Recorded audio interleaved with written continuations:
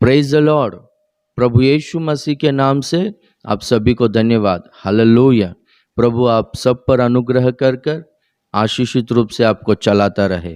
आमेन। देखो, हम लोग कभी कभार हंसते रहते हैं, लोगों को हम लोग खुश दिखाई देते हैं, हमारे चेहरे पे हंसी होता है, मुस्कान होता है, पर हमारा दिल है ना उसी समय में दुख से और दर्द से भरा हुआ रहता है। हमारा दुख को बाहर लोगों को हम लोग बताते नहीं, दिखाते नहीं। हमारे समस्याओं को, हमारे तकलीफ़ों को बाहर लोगों को हम लोग बोल नहीं सकते, क्योंकि आज के दिनों में हम लोग किसी पर भी भरोसा नहीं कर सकते। हम लोग हमारे दुखों को, हमारे परेशानियों को लोगों को बताएंगे तो एक तो उनके नज़रों में हमारा वैल्यू घट जाएगा, और दूसरी बात, वो लोग चुप नहीं रहेंगे, अपने मन में वो बातों को छिपा कर नहीं रखेंगे। वो लोग सब लोगों को अपने बारे में बोलना चालू करेंगे, उस तरह से अपना नाम वो लोग खराब करेंगे। हम लोग खुश रहना, हमारे जीवन में भला होना, हम लोग सक्सेसफुल होना लोग नहीं चाहते आज के दिनों में। यदि आपका पगार, आपका इनकम एक 10,000 बढ़ गया समझो, कुछ लोगों को ना ये बात पता चलकर रात भर वो लोग सोएंगे नहीं, रात भर आपके बारे में सोचते रहेंगे। उसका 10,000 पगार बढ़ गया, उसका 10,000 पगार बढ़ गया, वो अभी बढ़ गया है, मुझसे आगे जाने वाला है, ऐसा बोलकर रात भर कुछ लोगों को नींद नहीं आता है। आपके जीवन में कुछ भी बुरा होगा, कुछ नुकसान होगा, तो वो लोगों को अच्छा लगता है, उनको खुशी होता है।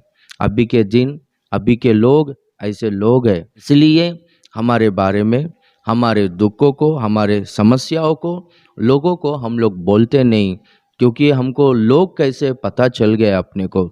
इसलिए लोगों के सामने हम लोग खुश दिखते हैं, हमारे चेहरे पे हंसी होता है, पर है ना हमारे दिल में दुख होता है, दर्द होता है।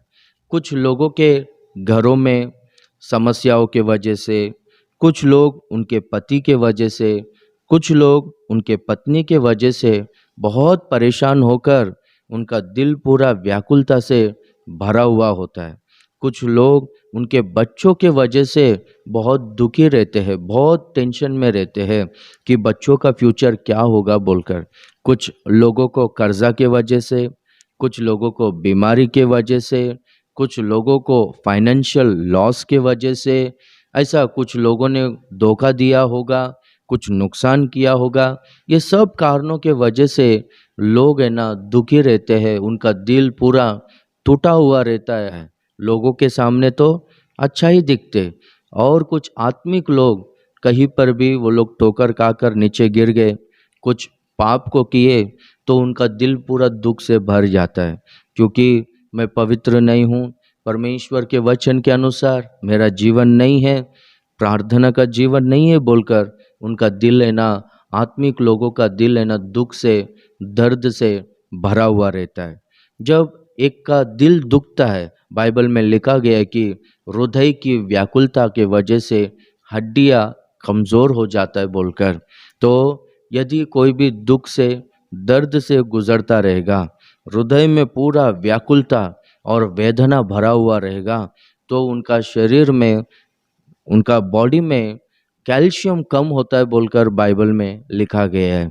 और बहुत सारा बीमारियां, बहुत सारा कमज़ोरियां ये दुख के वजह से, इमोशंस के वजह से आता है बोलकर अपने को साइंस कहता है। बहुत सारे सेलिब्रिटीज़, नामचीन लोग, धनवान लोग, एक्टर्स, एक्ट्रेसेस, हम लोग देखते हैं कि ये सब लोगों में कुछ लोग हैं ना बहुत ही डिप्रेशन के वजह से, मेंटल प्रॉब्लम के वजह से सुसाइड करके लिए, आत्महत्या करके लिए हम लोग देखते हैं।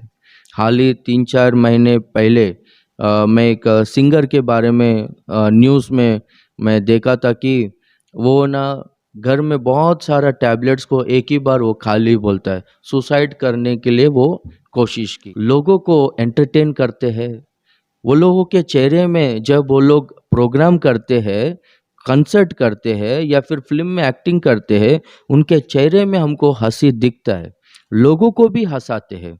कुछ कॉमेडियंस लोग भी है ना सुसाइड कर कर मर गए हैं, नामचीन कॉमेडियंस। हम लोग देखते हैं लोगों के सामने वो लोग हंसते हैं, लोगों को हंसाते, एंटरटेन करते हैं, पर अंदर ही अंदर उनका दिल दुख से, व्याकुलता से भरकर वो लोग है ना परेशान होकर अपना जीवन को खत्म करके लिए है, आत्महत्या करके लिए है। चेहरे पे तो हंसी होता है पर दिल पूरा दुख से भरा हुआ रहता है। चेहरे पे तो मुस्कान होता है पर जीवन पूरा टूटा हुआ रहता है। लोगों के सामने अच्छा ही दिखता है, सक्सेसफुल व्यक्ति जैसा दिखता है लोगों के सामने, पर है ना व्यक्तिगत जीवन में, परिवार में हारा हुआ व्यक्ति के तरह रहता है। तो आपका जीवन भी ऐसा कुछ कारणों के वजह से ऐसा हो सकता है। देखो हमारा प्रभु यीशु मसीह कौन है बोलो तो टूटे हुए दिल को, घायल दिल को चंगा करने वाला परमेश्वर है। जिस समस्याओं के वजह से, जिन कारणों के वजह से आपका दिल टूट चुका है, आपका दिल घायल हुआ है, आपका दिल पूरा दुख से, दर्द से भरा हुआ है, वो सारे समस्याओं से, वो सारे बीमारियों से, वो सारे परेशानियों से परमेश्वर आपको छुटकारा देगा। हमारा परमेश्वर चंगा करने वाला परमेश्वर है। टूटे दिल को, घायल दिल को चंगा करने वाला परमेश्वर है। देखो हम लोग यीशु मसीह के बारे में देखते हैं, जो हफ्ते में सूली पर चढ़ाया जाने वाला था, उसका 4 दिन पहले संडे के दिन, पाम संडे बोलते, पाम संडे के दिन यरूशलेम में गधे पर बैठकर विजय प्रवेश कर रहा था। तो वहाँ पर बहुत सारे लोग यीशु मसीह के पास इकट्ठा होकर, यीशु मसीह गधे पर आ रहा था तो रास्ते में पूरा खजूर की डालियों को और कपड़े को वो लोग बिछाते हैं और यीशु मसीह का जय जयकार करते हैं। होसाना होसाना बोलकर प्रभु का जय जयकार करते हैं। धन्य है वो जो प्रभु के नाम में आता है।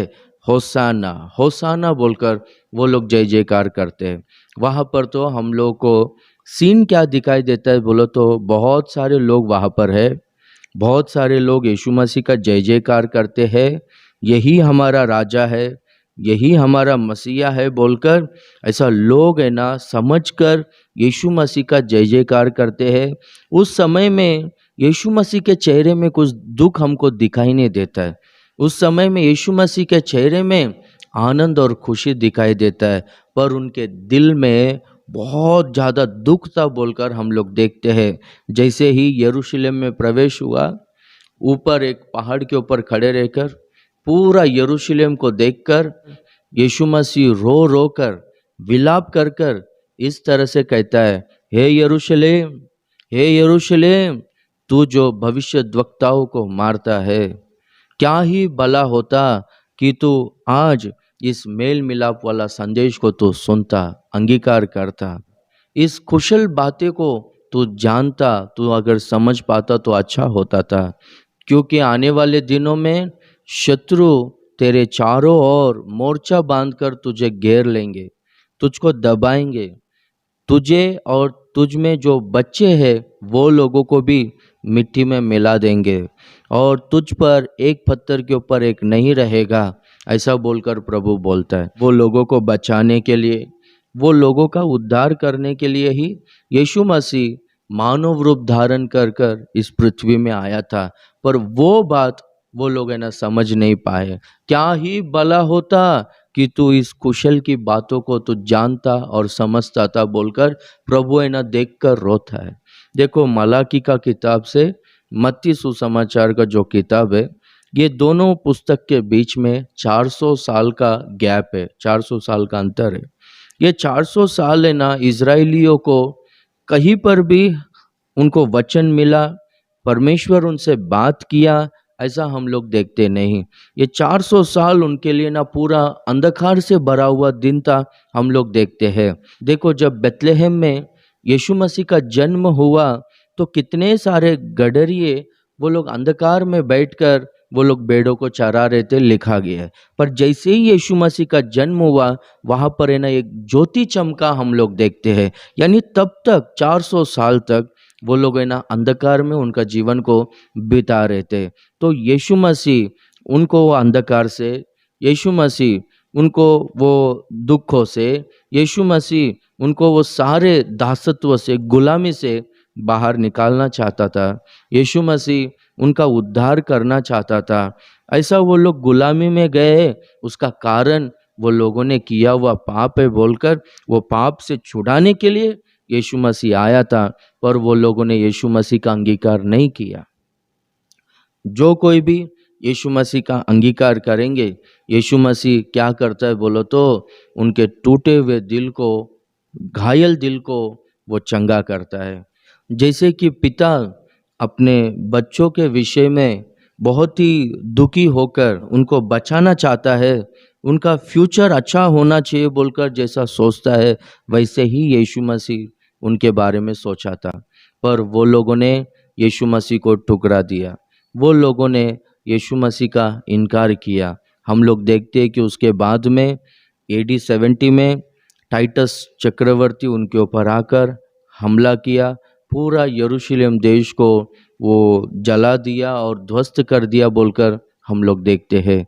इसका कारण क्या है बोलो तो वो लोगों को बहुत बड़ा आपत्ति आने वाला है बोलकर प्रभु जानकर उनको बचाने के लिए, उनका उद्धार करने के लिए यीशु मसीह आया था। हमारे जीवन में हमारा दुख का कारण जो भी है, चाहे वो अशांति होने दो, बीमारी होने दो, कर्जा होने दो, पाप होने दो, कुछ भी परिस्थिति होने दो, यीशु मसीह ही सारे प्रॉब्लम्स को सॉल्व करता है। वो प्रॉब्लम का सॉल्यूशन कौन है बोलो तो यीशु मसीह है। तो हम लोग यीशु मसीह पर विश्वास कर कर हम लोग विश्वास से प्रार्थना करेंगे, मांगो तो तुम्हें दिया जाएगा प्रभु कहता है। हमारे समस्याओं को, हमारे ज़रूरतों को प्रभु को बोलेंगे, प्रार्थना करेंगे तो प्रभु है ना वो समस्याओं से, वो मुसीबतों से हमको छुटकारा देता है। हमारा चेहरे पे हंसी होगा और हमारा दिल भी खुशी से, आनंद से भर जाएगा। हम लोग बाइबल में नामान के बारे में देखेंगे तो नामान आराम देश में सेनापति था। परमेश्वर ने ही आरामियों को नामान के द्वारा विजय दिलाया था बोलकर लिखा गया है।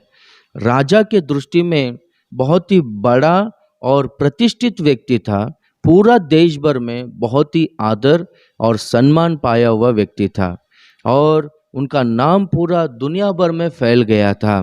पर वो खोड़ी था, बहुत बड़ा शूरवीर था, सेनापति था, पर वो खोड़ी था बोलकर लिखा गया। उनके शरीर में खोड़ था। बाहर लोगों के सामने वो बहुत ही सक्सेसफुल व्यक्ति, विजय प्राप्त किया हुआ व्यक्ति, विजय दिलाया हुआ व्यक्ति के तरह वो दिखता है।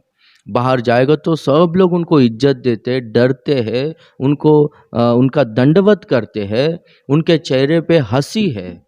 वो बाहर है ना सक्सेसफुल जैसा दिखता है, पर है ना उनके ही जीवन में कोड़ है, उनके शरीर में हम लोग देखते हैं। तो उनके घर में एक छोटी सी लड़की, इजरायली लड़की काम करती थी। तो वो लड़की इनको नामान को देखी, इनको शरीर में खोड़ है, जब भी वो जहाँ पर खोड़ है वहाँ पर पट्टियों को बांधता था। ये छोटी सी बच्ची देखकर इस तरह से कहती है कि मेरा स्वामी अगर शोमरोन में जो भविष्यवक्ता है उनके पास होता तो कितना अच्छा होता था। वो उनके खोड़ को पूरी तरह से निकाल देता था। वो बच्ची का बातों को सुनकर राजा से परमिशन लेकर एलीशा के पास जाता है, जो परमेश्वर का सेवक है, नबी है, उनके पास जाता है। तो एलीशा उनको कहता है कि यॉर्दान नदी में जाकर 7 बार डुबकी लगा बोलकर। तो उनको गुस्सा आता है कि हमारे देश में नदी, कितने बड़े बड़े नदी है और वो नदी में का जो पानी है बहुत साफ है, ये यॉर्दान नदी में ही क्यों डूबना है? यहाँ पर यॉर्दान नदी में डूबने के लिए आया हूँ क्या? ऐसा बोलकर वो घमंड से वापस चले जाता है। वो ऐसा सोचकर आया था कि मैं पूरा दुनिया भर में मेरा अच्छा नाम है और राजा के रिकमेंडेशन से मैं आया हूँ, तो जैसे मैं आऊँगा मुझको बहुत ही रेस्पेक्ट देगा। जहाँ पर मेरा कोड है वहाँ पर तेल को लगाकर, वहाँ पर हाथ फहराकर, वहाँ पर मेरे लिए प्रार्थना करेगा और मैं ठीक हो जाऊँगा, ऐसा सोचकर आया था। पर एलीशा उनको देखा नहीं और उनसे बात भी नहीं किया। अपने सेवक से कहला भेजता है कि यॉर्दान नदी में जाकर वहाँ पर 7 बार डुबकी लगाने के लिए। तो वो बातों से उनको गुस्सा आता है। तो वो नामान का सेवक बोलता है कि तुमसे और क्या मांगा है, कुछ भी नहीं मांगा है ना, कुछ भी मांगते तो आप नहीं देते थे क्या, एक छोटा सा काम बोला है जाकर यॉर्दन नदी में डूबो बोलकर, तो ये छोटा सा काम कर सकते हैं ना आप, करके बोला। तो तब है ना वो अपने आप को नम्र बनाकर दीन होकर यॉर्दन नदी में जाकर 7 बार डूबता है। पहली बार जब डूबकर उठता है तो देखता है कि कुछ भी ठीक हुआ क्या बोलकर, देखता है तो कुछ भी ठीक नहीं हुआ। ठीक है, दूसरी बार डूबकर फिर से उठकर फिर से चेक करता है, कुछ भी ठीक नहीं हुआ। और तीसरी बार भी डूबकर फिर से देखता है, कुछ भी ठीक नहीं हुआ। अरे 3 बार डूबा, कुछ भी ठीक नहीं हुआ, ये सच बोल रहा है या झूठ बोल रहा है, ये कुछ माया कर रहा है क्या, ऐसा है ना उनका मन में सोच आया रहेगा, ये सब झूठ है, ये सब है ना फंसाने वाला बात करते हैं बोलकर, ऐसा सोचकर है ना बीच में से ही यॉर्दन नदी से बाहर नहीं आया। जैसे कि एलीशा ने बोला था 7 बार डुबकी लगाने, वो 7 बार पूरी तरह से डुबकी लगाया। 7 बार डुबकी लगाने के बाद ही वो चंगा होता है। बहुत सारा लोग है ना अपना भक्ति को छोड़ देते हैं, प्रार्थना करते हैं तो कुछ दिनों में उनको जवाब नहीं आया तो है ना वो लोग भक्ति को छोड़ देते हैं, प्रार्थना करना छोड़ देते हैं, चर्च को आना बंद कर देते हैं। उनको ना इंस्टेंट जवाब चाहिए। देखो परमेश्वर है ना सब कुछ देखता है, परमेश्वर को सब कुछ मालूम है, कौन से समय में क्या देना है, कौन से समय में क्या नहीं देना है, परमेश्वर है ना सब कुछ जानता है। तो हम लोगों को ना छोड़ना नहीं है, हमारा भक्ति का, हमारा विश्वास का जीवन को छोड़ना नहीं है। हम लोग है ना विश्वास में कंटिन्यू रहना चाहिए, हम लोग प्रेयर में कंटिन्यू रहना चाहिए, हम लोग पवित्र जीवन जीते ही रहना चाहिए, परमेश्वर के वचन के अनुसार हम लोग चलते ही रहना चाहिए, उनके सारे आज्ञाओं का पालन हम लोग करते ही रहना चाहिए। ये समय आएगा, परमेश्वर उस समय में हमको पूरी तरह से ठीक करेगा। आपका जो भी दुख है, आपका जो भी परेशानी है, जिसके वजह से, जिन कारणों के वजह से आपका दिल पूरा टूट चुका है, व्याकुलता से भर गया है, वो सारे मुसीबतों से, समस्याओं से, परेशानियों से, बंधनों से परमेश्वर है ना छुटकारा देगा। परमेश्वर आपको आशीष करेगा। केवल आपके चेहरे में ही नहीं पर आपके दिल में भी परमेश्वर है ना खुशी को, आनंद को उत्पन्न करेगा। आपका दिल को, आपके जीवन को, आपके परिवार को खुशियों से, आनंद से भर देगा। परमेश्वर के लिए असंभव ऐसा कुछ भी नहीं।